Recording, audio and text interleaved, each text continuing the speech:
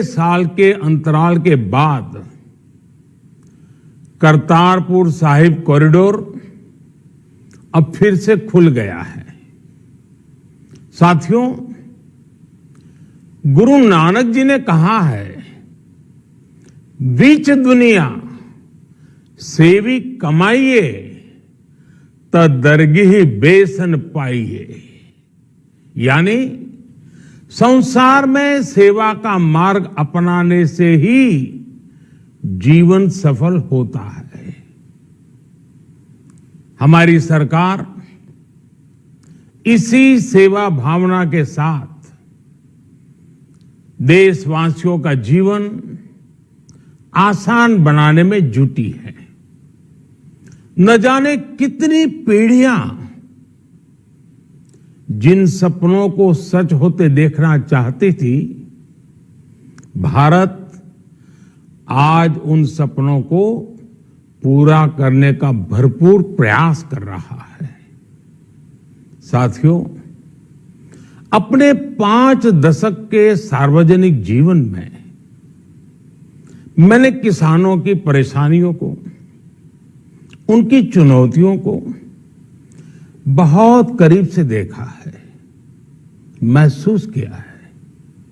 इसलिए जब देश ने मुझे 2014 में प्रधानमंत्री के रूप में सेवा का अवसर दिया, तो हमने कृषि विकास, किसान कल्याण को सर्वोच्च प्राथमिकता दी। साथियों, इस सच्चाई से बहुत लोग अनजान हैं कि देश के 100 में से 80 किसान छोटे किसान हैं। उनके पास 2 हेक्टेयर से भी कम जमीन है। आप कल्पना कर सकते हैं, इन छोटे किसानों की संख्या 10 करोड़ से भी ज्यादा है। उनकी पूरी जिंदगी का आधार यही छोटी सी जमीन का टुकड़ा है। यही उनकी जिंदगी होती है। और इस छोटी सी जमीन के सहारे ही वो अपना और अपने परिवार का गुजारा करते हैं। पीढ़ी दर पीढ़ी परिवारों में होने वाला बंटवारा इस जमीन को और छोटा कर रहा है। इसलिए देश के छोटे किसानों की चुनौतियों को दूर करने के लिए हमने बीज, बीमा, बाजार और बचत, इन सभी पर चौतरफा काम किया। सरकार ने अच्छी क्वालिटी के बीज के साथ ही किसानों को neem coated urea, soil health card, micro irrigation जैसी सुविधाओं से भी जोड़ा। हमने 22 करोड़ सॉइल हेल्थ कार्ड किसानों को दिए और इस वैज्ञानिक अभियान के कारण एग्रीकल्चर प्रोडक्शन भी बढ़ा। साथियों, हमने फसल बीमा योजना को अधिक प्रभावी बनाया।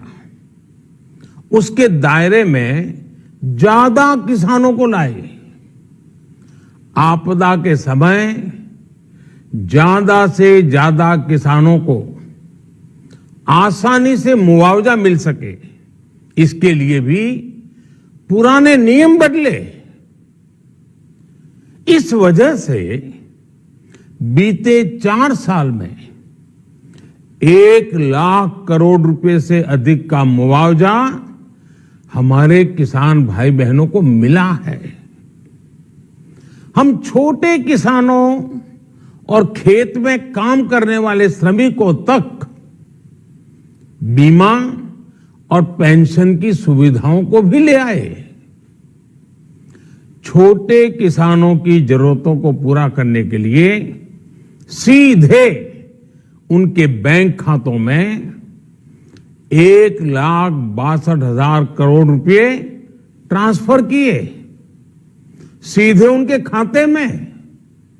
साथियों, किसानों को उनकी मेहनत के बदले उपज की सही कीमत मिले, इसके लिए भी अनेक कदम उठाए गए। देश ने अपने रूरल मार्केट इंफ्रास्ट्रक्चर को मजबूत किया।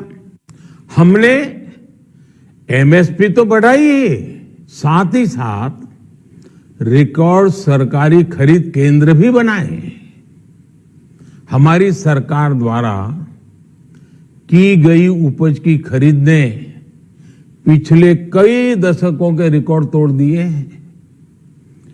देश की 1,000 से ज्यादा मंडियों को ई नाम योजना से जोड़कर हमने किसानों को कहीं पर भी अपनी उपज बेचने का एक प्लेटफॉर्म दिया और इसके साथ ही देश भर की कृषि मंडियों के आधुनिकीकरण पर भी हमने करोड़ों रुपए खर्च किए। साथियों, आज केंद्र सरकार का कृषि बजट पहले के मुकाबले 5 गुना बढ़ गया है। हर वर्ष 1.25 लाख करोड़ रुपए से अधिक कृषि पर खर्च किए जा रहे हैं। 1 लाख करोड़ रुपए के एग्रीकल्चर इंफ्रास्ट्रक्चर फंड के माध्यम से गांव और खेत के नजदीक भंडारण, इसकी व्यवस्था, कृषि उपकरण जैसी अनेक सुविधाओं का विस्तार, ये सारी बातें तेजी से हो रही है। छोटे किसानों की ताकत बढ़ाने के लिए 10,000 एफपीओ किसान उत्पादक संगठन बनाने का अभियान भी जारी है। इस पर भी करीब 7,000 करोड़ रुपए खर्च किए जा रहे हैं। माइक्रो इरिगेशन फंड के आवंटन को भी 2 गुना करके 10,000 करोड़ रुपए कर दिया गया है। हमने क्रॉप लोन भी 2 गुना कर दिया, तो इस वर्ष 16 लाख करोड़ रुपए हो जाएगा। अब पशुपालकों को मछली पालन से जुड़े हमारे किसानों को भी किसान क्रेडिट कार्ड का लाभ मिलना शुरू हो गया है। यानी हमारी सरकार किसानों के हित में हर संभव कदम उठा रही है, लगातार एक के बाद एक नए कदम उठाती जा रही है। किसानों की आर्थिक स्थिति सुधरे, उनकी सामाजिक स्थिति मजबूत हो, इसके लिए पूरी ईमानदारी से काम कर रही है। साथियों, किसानों की स्थिति को सुधारने की इसी महाअभियान में देश में 3 कृषि कानून लाए गए थे।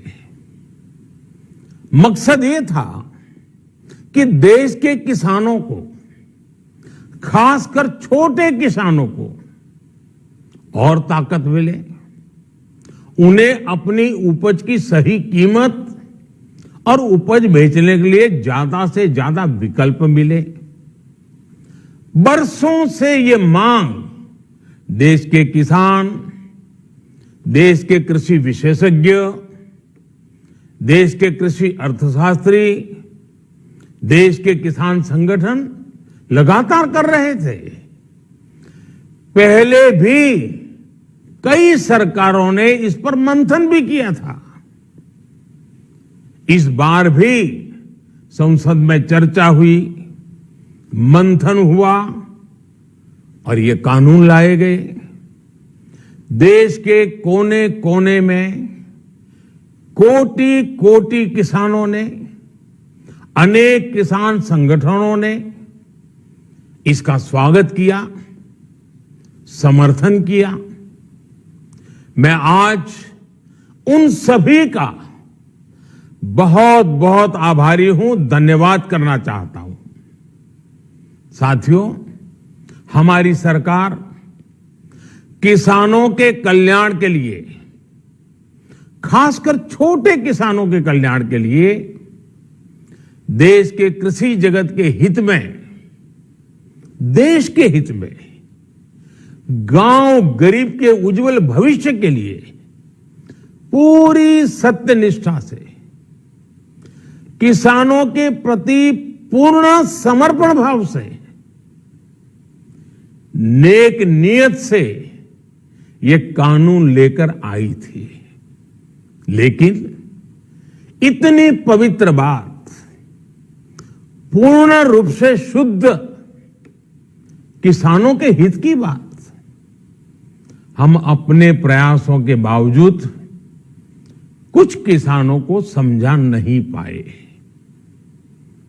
भले ही किसानों का एक वर्ग ही विरोध कर रहा था, लेकिन फिर भी ये हमारे लिए महत्वपूर्ण था। कृषि अर्थशास्त्रियों ने, वैज्ञानिकों ने, प्रगतिशील किसानों ने भी उन्हें कृषि कानूनों के महत्व को समझाने का भरपूर प्रयास भी किया। हम पूरी विनम्रता से, खुले मन से उन्हें समझाते रहे। अनेक माध्यमों से व्यक्तिगत और सामूहिक बातचीत भी लगातार होती रही। हमने किसानों की बातों को, उनके तर्क को समझने में भी कोई कोर कसर बाकी नहीं छोड़ी। कानून के जिन प्रावधानों पर उन्हें ऐतराज था, सरकार उन्हें बदलने के लिए भी तैयार हो गई। 2 साल तक हमने इन कानूनों को सस्पेंड करने का भी प्रस्ताव दिया। इसी दौरान ये विषय माननीय सर्वोच्च न्यायालय के पास भी चला गया। ये सारी बातें देश के सामने है, इसलिए मैं इनके अधिक विस्तार में नहीं जाऊंगा। साथियों, मैं आज देशवासियों से क्षमा मांगते हुए सच्चे मन से और पवित्र हृदय से कहना चाहता हूं कि शायद हमारी तपस्या में ही कोई कमी रही होगी, जिसके कारण दिए के प्रकाश जैसा सत्य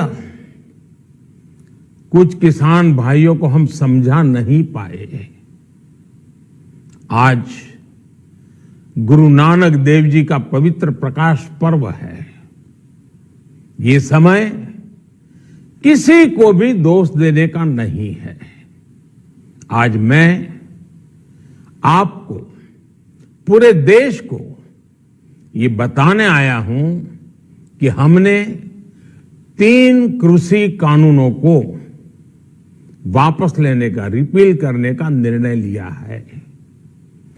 इस महीने के अंत में शुरू होने जा रहे संसद सत्र में, इसी महीने में, हम 3 कृषि कानूनों को रिपील करने की संवैधानिक प्रक्रिया को पूरा कर देंगे।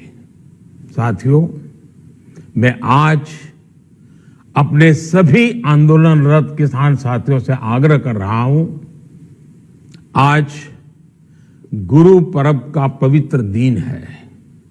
अब आप अपने अपने घर लौटे, अपने खेत में लौटे, अपने परिवार के बीच लौटे। आइए एक नई शुरुआत करते हैं, नए सिरे से आगे बढ़ते हैं।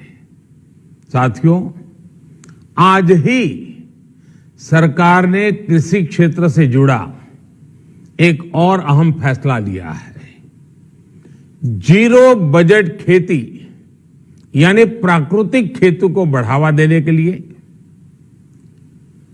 देश की बदलती आवश्यकताओं को ध्यान में रखकर क्रॉप पैटर्न को वैज्ञानिक तरीके से बदलने के लिए एमएसपी को और अधिक प्रभावी और पारदर्शी बनाने के लिए ऐसे सभी विषयों पर भविष्य को ध्यान में रखते हुए निर्णय लेने के लिए एक कमेटी का गठन किया जाएगा। इस कमेटी में केंद्र सरकार, राज्य सरकारों के प्रतिनिधि होंगे, किसान होंगे, कृषि वैज्ञानिक होंगे, कृषि अर्थशास्त्री होंगे। साथियों, हमारी सरकार किसानों के हित में काम करती रही है और आगे भी करती रहेगी। मैं गुरु गोविंद सिंह जी की भावना में अपनी बात समाप्त करूंगा। देहि शिवावर मोहे इहे, शुभ कर्मन ते कबहू न टरो। हे देवी, मुझे ये वर दीजिए कि मैं शुभ कर्म करने से कभी पीछे ना हटूं। जो किया किसानों के लिए किया, जो कर रहा हूं देश के लिए कर रहा हूं। आप सभी के आशीर्वाद से मैंने मेहनत में पहले भी कोई कमी नहीं की थी। आज मैं आपको विश्वास दिलाता हूं कि अब और ज्यादा मेहनत करूंगा ताकि आपके सपने साकार हो सके, देश के सपने साकार हो सके। आपका बहुत बहुत धन्यवाद।